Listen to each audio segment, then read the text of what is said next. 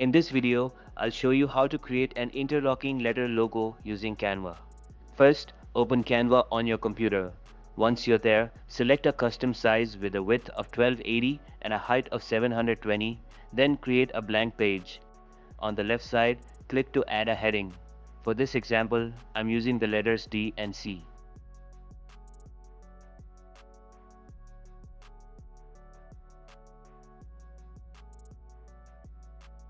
Next, change the font style to Allegria as shown. Adjust the size and color according to your preference and follow the steps I'm demonstrating.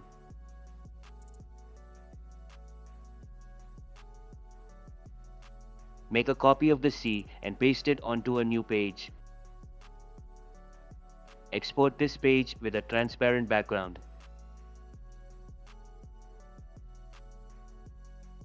Now, place the exported C back onto the first page.